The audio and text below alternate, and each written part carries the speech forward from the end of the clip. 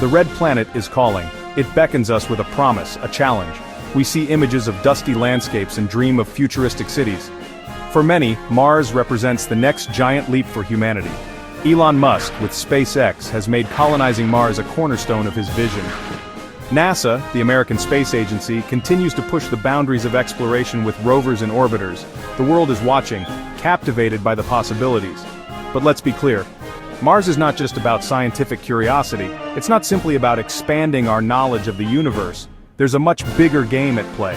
This is about power. It's about resources, control, and the future of humanity itself. We must ask ourselves, who will shape this future? Mars is a treasure trove of untapped resources. Water ice lies beneath the surface. Minerals, potentially rare and valuable, are abundant. Controlling these resources could fuel economies and shift the balance of power on Earth.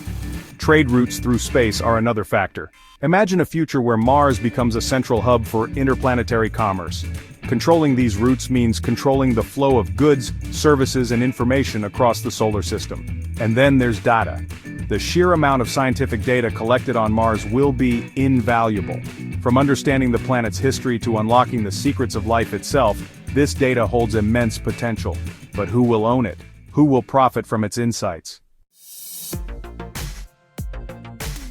We've seen this before, haven't we? The quest for new lands, new resources, and new markets has shaped human history. Colonial powers rose and fell, leaving lasting impacts on the world. Mars presents a similar opportunity, a chance to rewrite the rules of power and influence. But we must proceed with caution. The mistakes of the past should serve as a stark warning. Exploitation, inequality, and conflict have often followed in the footsteps of colonization. We must learn from these mistakes and forge a new path on Mars, one based on cooperation, sustainability, and shared prosperity.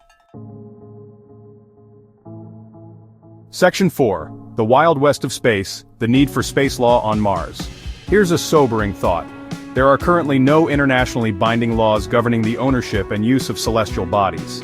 The Outer Space Treaty of 1967 lays some groundwork, but it's vague and open to interpretation. Imagine a future where private companies establish colonies on Mars. What happens when those colonies grow, expand, and eventually claim sovereignty? Who governs these Martian settlements? Who enforces the rules? The lack of clear legal frameworks creates a dangerous vacuum. Without carefully crafted space laws, we risk repeating the mistakes of the past.